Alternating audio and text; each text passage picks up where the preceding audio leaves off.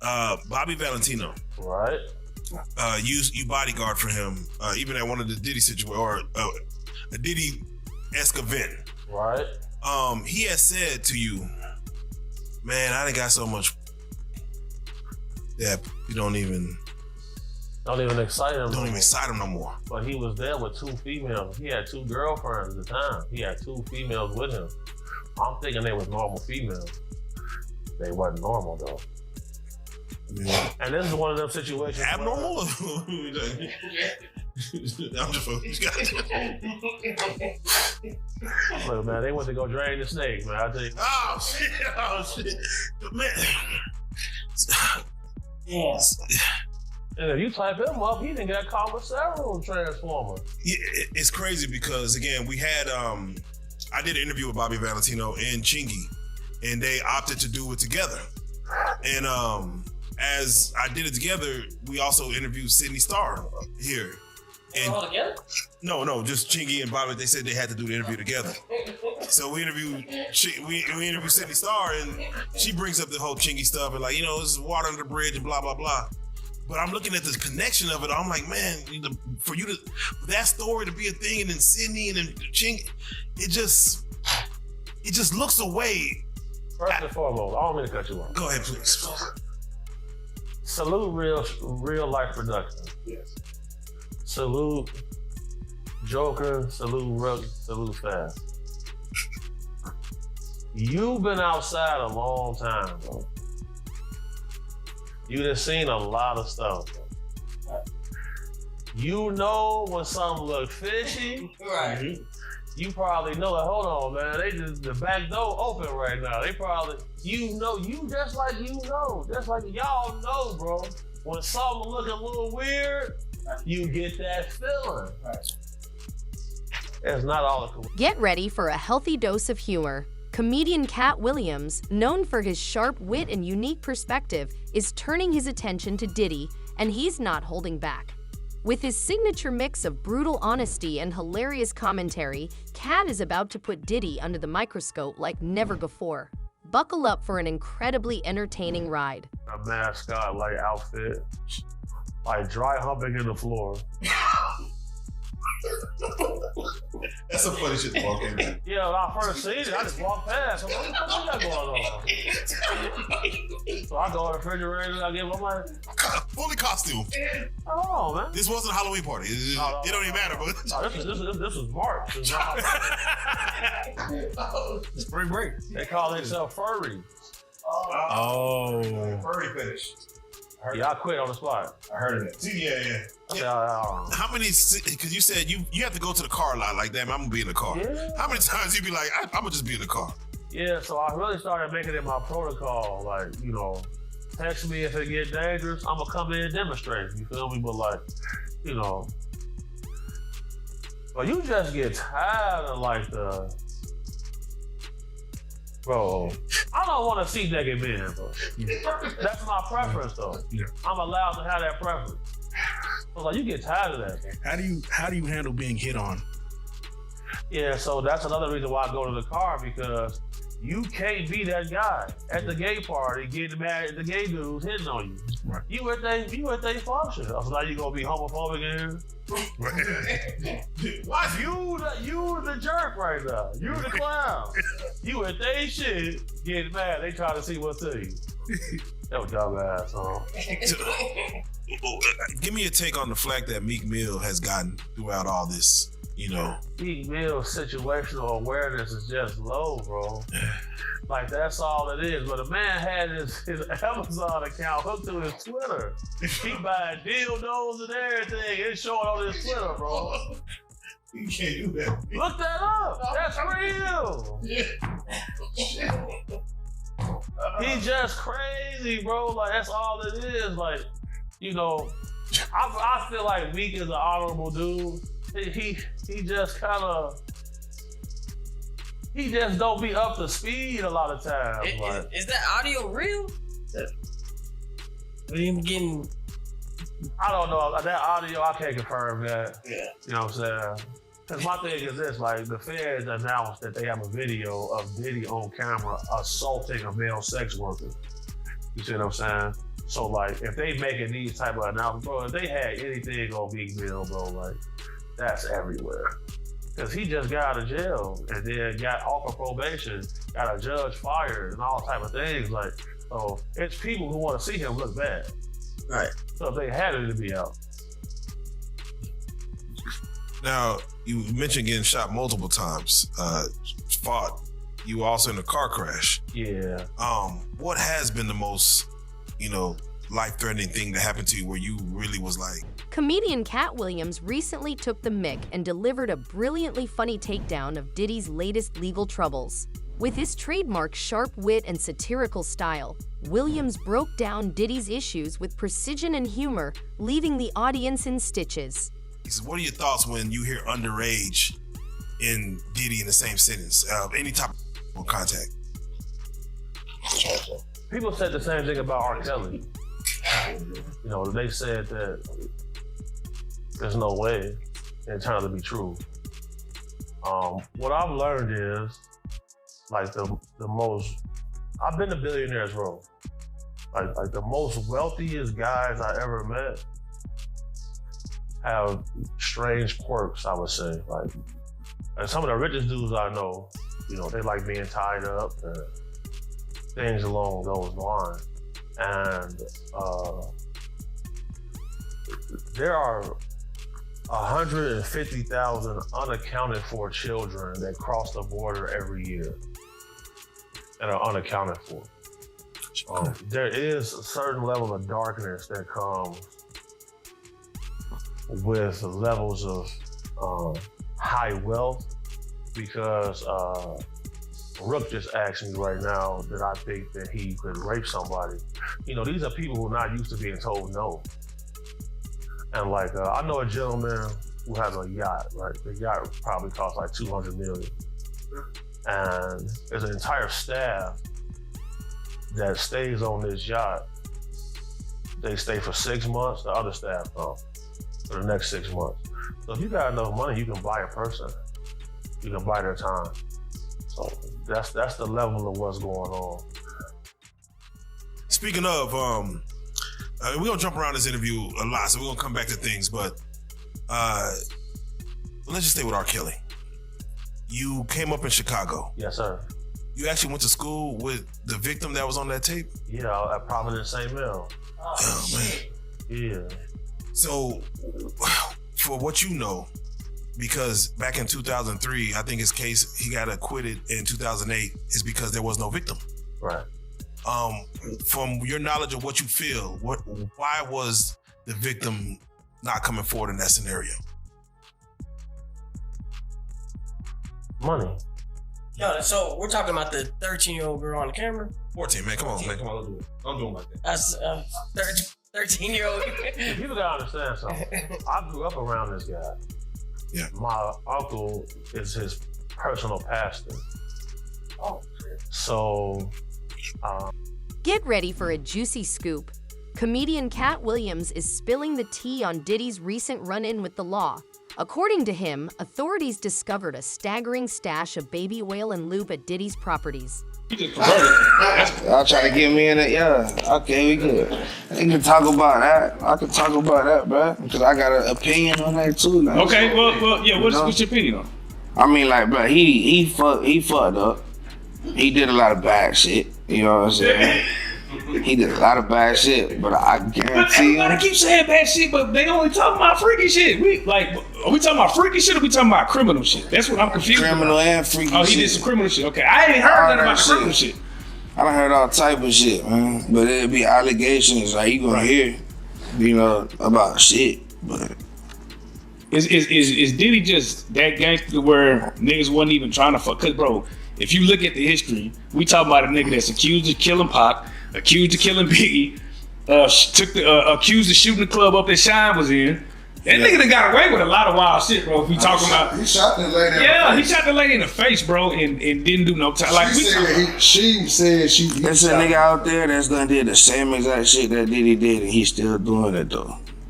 But he ain't popular like Diddy. That's just Diddy, like, you know what I'm saying? Like, bro, look, tell me why all the people who really got some money is saying like, man, look, for real, like, A lot of the people out here with some money doing the same shit, but I'm gonna let y'all have it. Like, you know what I'm saying? But that nigga was next level though. He was next level. But for real, think about it though. Why you think they like, I'm gonna let y'all have it, but like, yeah. But you know what? Can't even really speak on it, but it's they doing the same shit over there, but y'all so focused over here, they going crazy over here. Y'all don't even know. Yeah. Like, man, come on, bro. I'm gonna bring It's the truth, bro. They talking about it's some minors involved, bro. It is. That's where it gets fucked up. Of course. That's where it gets fucked up. No, that's not even where it get fucked. It's been fucked up. Like, you know what I'm saying? That's not where it get fucked up. You don't even know how far it really went. They really don't. You know what I'm saying? Right. So let me hear you. When you start seeing, right, we starting to see bodyguards. We got Jaguar Wright speaking on shit. When you hear these stories about just the industry as a whole, you know, do you believe any of this shit? Do you feel like some of it's cap? Do you feel like some of it's real? I don't know, bro. I'm not a Diddy's lawyer claimed that the massive stash of baby oil and lube was simply for party supplies, but Katt Williams wasn't having it. He took that outlandish explanation and turned it into comedy gold, leaving the audience laughing uncontrollably. Hard name for me to pronounce, but he pretty much won the lawsuit. But you know, it was explained that in these lawsuits, there's a morality clause. Do you think that his battle against this liquor company could have been what set this off actually, or was this only inevitable? Well, you gotta look at it. We all thought he owned Ciroc. For sure. He felt like eventually he would be able to get some ownership stake. He didn't. And these issues really started for him once he went after them. Because shortly thereafter, he sold Revolt TV. And anybody who follows him, Revolt TV was his baby. He worked hard on that. Facts. So once that was sold, I knew the end was near at that point. Because, you know, just like Gucci Mane, when he went to jail, he passed his artist contracts off to people who could hold them and fulfill the details while he was gone.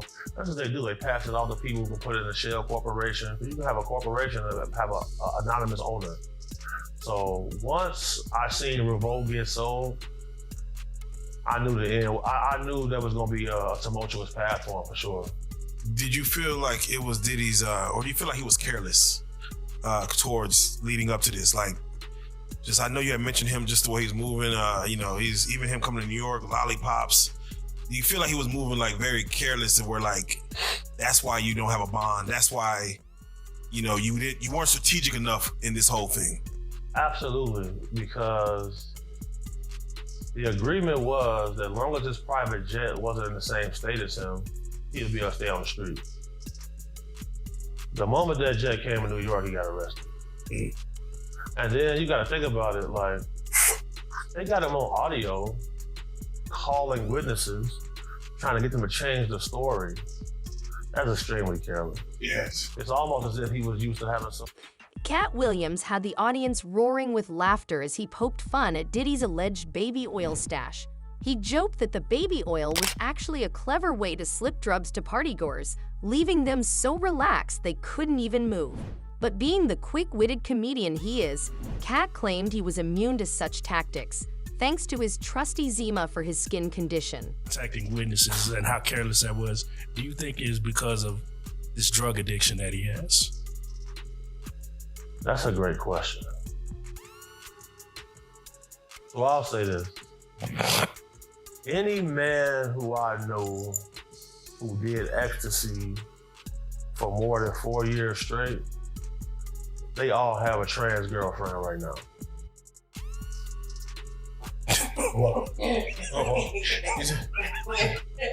Y'all got what? Any man who done, I knew personally, who did ecstasy more than 4 years straight, have a trans girlfriend right now.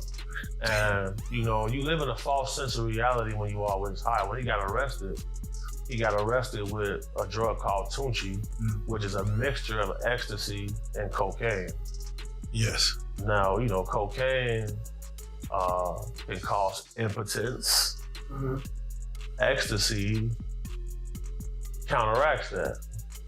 So you taking a combination of drugs, and you got arrested with it while you under indictment. It's just, you can't make it up. Can't make this up. Let me ask you, because the pink cocaine was found in Liam Payne's One Direction system, and they felt like he, accidentally fell off the roof of his hotel. But have you seen anybody dealing with pink cocaine and what effects it caused? Do you even know what pink cocaine? The Katt Williams joke was a clever jab at the absurdity of Diddy's situation, leaving everyone curious about what really goes down at those parties that apparently require a massive stockpile of lube. Think Costco-sized quantities. It's a question that's got us all raising an eyebrow and wondering what's truly behind Diddy's alleged massage parties. Oh,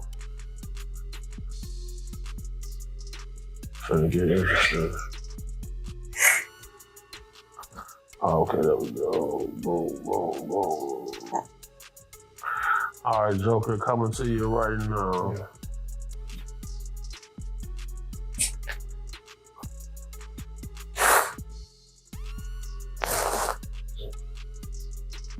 Oh.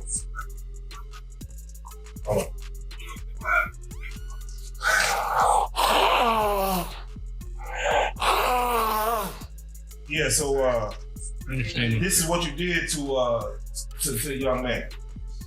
Yeah. So that's when I had 50 on me. I had to shoot through the door. And like the dude who said call 911, he got hit in the neck, hit an artery, shot blood all through the ceiling on the porch, everywhere. Oh, let me get it right, my bad.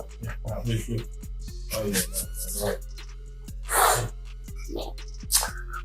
Yeah, so the video I just sent you, that was a situation where I had a bounty on my head. So basically what happened was, a group of guys pretty much ran a train on a girl.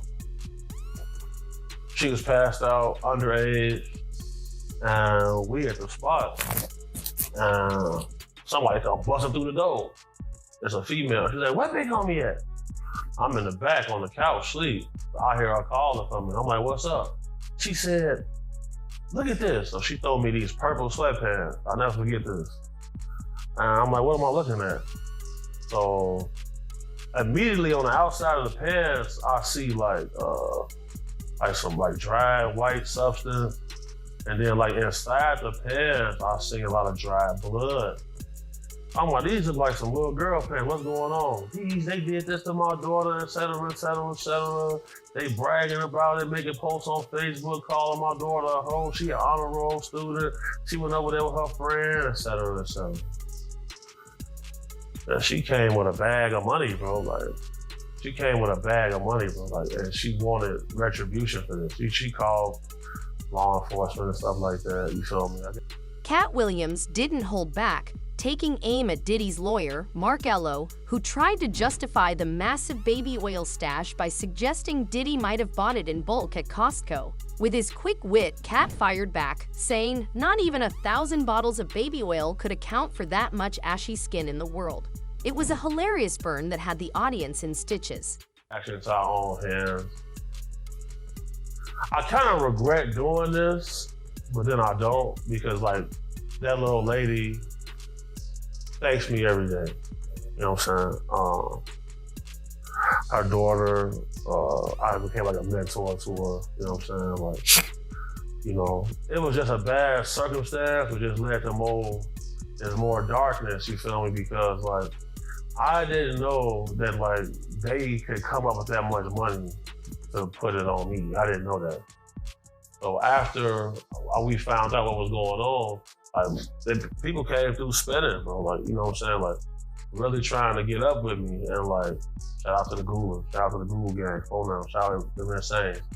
So, yeah, but the guys rallied behind me, bro, and like, we defeated them. Oh, bro, we had some bloody days, though. You know what I'm saying?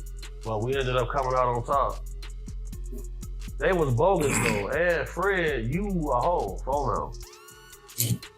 Yeah, Fred. Yeah. When you have a price on your head, how do you operate in that space? Like, It's time to turn up. That's what we live for.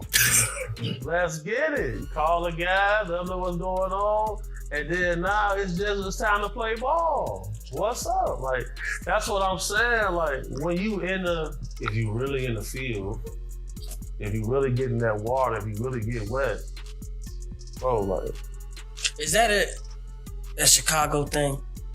Yeah, bro, I ain't gonna lie. My city, our heads fucked up. Yeah, that's what I'm saying. Like, yeah, because when I go to other cities and states, like, niggas own that, but they own that, but they don't identify with that. Yeah. You feel me? It's like, okay, we just get on that with you. Yeah. But we came to kick it. Right.